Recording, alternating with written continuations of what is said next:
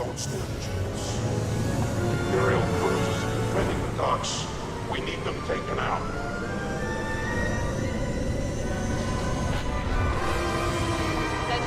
All right, Rob, so we're here, phase 1 of Starfighter Assault. What is the objective? Well, you can see the rebels need to take down the Imperial defenses. That's the turrets and the Imperial light cruisers need to be destroyed. And then the Empire, all they have to do is just make sure that they take out the rebel scum. That's right, just defend. Just like that right there. Wow. Boom, an A-Wing getting blown out of the sky by Narwhal Dave. So this is a new ship that we've never seen before in Star Wars Battlefront, the TIE Bomber. What is this class and what does it do? Yeah, it's our new bomber class. It's heavily armored and armed to the teeth. Really great for taking down objectives. You can see here, like you were saying, it is a tank. It does a lot of damage. One of my favorite abilities that it has is the multi-rockets, that it's able to shoot multiple rockets at multiple targets. Yeah, if you use those 2 abilities at once, you can have 5 missiles in the air. 5 missiles. Look at it just tearing through these X-Wings, these A-Wings. It's just getting the job done. Now here's another ship that we've seen before in Battlefront, but it's been reworked. It's a little different. This is the A-Wing, and it falls within the Interceptor class. How does it work, Rob? Well, it is the Interceptor class. It's fast and agile. It wasn't agile enough, though, unfortunately, getting taken out. It's a bit of a glass cannon. It is most definitely a glass cannon. Now we have the Y-Wing, which is the bomber class, but for the rebels. How is it a little different from the TIE bomber that's right on its tail? I don't even think he knows he's there. He's attacking for the rebels. It's a Y-Wing. He's doing a bombing run, but no more. Now, Rob, we've seen a lot of ships flying around. The X-Wing and the TIE Fighter, definitely iconic ships in the Star Wars universe. Where do those fall into all of this? So they're a balanced class. They're quite good at dogfighting. Also, they can take on objectives. So they're kind of flexible. Flexible, but not flexible enough. Tommy T taking out these X-Wings. He's going ham right now, again, in that TIE bomber. He's going to work. There is Narwhal Dave. No, he wasn't the Y-Wing, and he just got rammed by a TIE bomber. Sorry, Dave. That's not cool. Not at all. Now, the Rebels are definitely doing a lot of work right now. They are melting through those Imperial light cruisers. Those, as you can see, X-Wing, like you said before, it's there to take out those objectives, and the X-Wing is just melting through it. 15% left on this first phase. It looks like this Imperial light cruiser is definitely going to go down. Boom! Here it goes. See you later, dude. He's gone. He's out of here. Now, Y-Wing, you said, was there to take care of the objectives. He's doing this bombing run. He's definitely just tearing this Imperial light cruiser apart. And there it goes, the second one down. That's two. Yeah, they did their jobs moving there. on to the second phase. Rob, how does the second phase work in Starfighter Assault over Fondor? The rebels need to get into this tunnel and blow up all 4 shield projectors that are still protecting the dock. Okay, so, ooh, ouch. You still have to watch out for those cinder turrets, though. Yeah, they're still there. All right, Rob, so we've been talking about all these ships. We haven't really mentioned the hero ships, and here's our first sight at Darth Maul's Scimitar. What is so unique about this Sith Lord ship? Well, there's a reason you haven't seen him very much. Because he's invisible. He's a stealth ship. I see, okay. And now here's another hero ship, Poe Dameron's Black 1 X-Wing.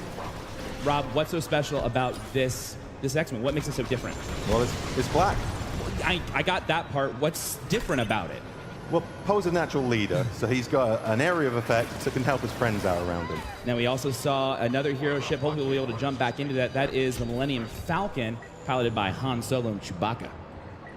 Now, here is another iconic ship in the Star Wars universe, Boba Fett's Slave 1. Rob, what do we have to watch out for with this bounty hunter ship? Pretty much everything. Slave 1, he's got concussion missiles, he's got ion cannons, and a seismic charge. Seismic charge.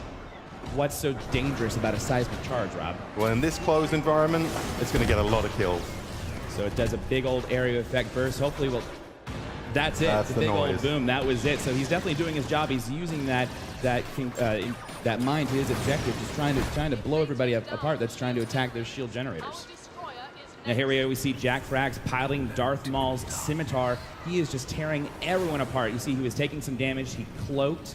He's using his targeting computer, and he also has those torpedoes to his advantage. He's doing great work. He's doing really, really well right now, just tearing everything apart. He's just going through, destroying those rebel scum. But you have to watch out for Star Wars Battlefront updates. Who's in the Y-Wing, taking him out, and he does! Takes out Darth Maul's scimitar and also goes after that Imperial bomber as well. Now, there's not much left on the shield projector, but we do see Han Solo's Millennium Falcon for the first time up close and personal. Rob, what do we have to look for with the Millennium Falcon? You can see right here, Hans Falcon's taking an awful lot of damage, and that's what he's great at. He's a brawler. Brawler indeed. He's a big tank. He's got what looks like the entire Imperial fleet chasing after him. He is just doing what a tank should be doing.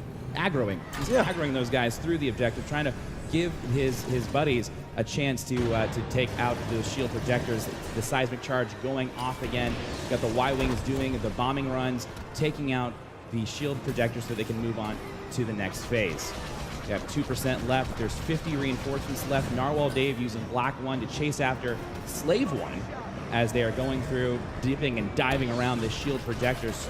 Unfortunately, it doesn't look like he's going to be able to take out Slave 1.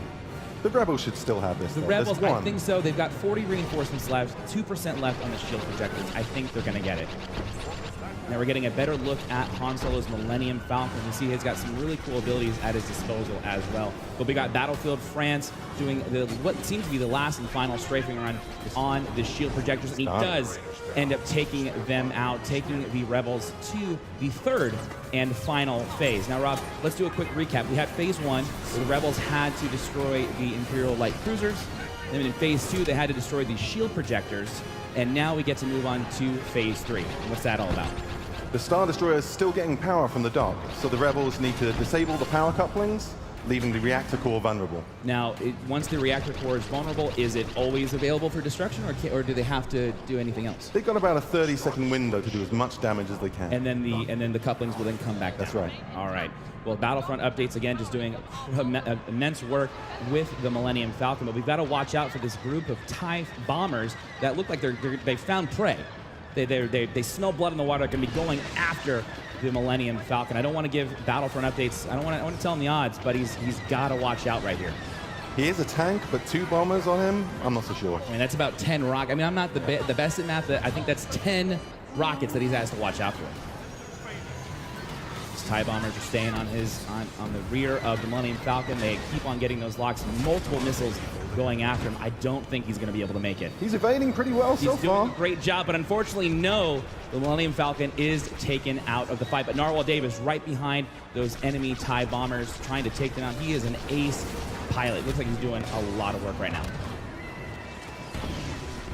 As you see, he's using those dual proton torpedoes, taking out the first TIE bomber. He's getting a little bit of damage using that astromech to repair the X-Wing, and then the weapon overcharge, where he's able to fire all of those lasers at the same time. 4 at the same time. Yeah, and unfortunately, he was trying to go after Slave 1, but wasn't able to do it. The power couplings have been disabled. The Rebels are doing a lot of damage to the reactor, but it doesn't look like there's enough. They have been re-enabled, and it looks like the Rebels are going to have to go back and try to get those couplings off of the... They'll get another chance. They will get another chance. That Millennium Falcon is doing a lot of work. Now, this is something we haven't really seen yet, Rob, is those Corvettes that have been kind of floating around doing some damage to the Empire. Let's talk a little bit about those. Well, I think that was the problem. The Empire didn't see them in phase 1, and now they're in phase 3, and it could be a lot of trouble for them. So these Corvettes are AI-controlled ships, and they are able to help the Rebels push through the different phases. That's right. They'll creep through the levels, doing damage to starfighters and objectives. You know, we're back on board with Narwhal Dave, who's in the X-Wing, and he is an amazing pilot. He is handling that X-Wing so well. Rob, you guys have done a fantastic job just rebuilding the controls for these starships. Yep, we rebuilt them all from the ground up, and they're all unique, every ship. That is so awesome. Again, back on board the Millennium Falcon, taking out those cinder turrets. It looks like the power couplings have been disabled again. The reactor core is going down, and that's it. It's been melted away. The Star Destroyer is gone. Victory for the Rebels.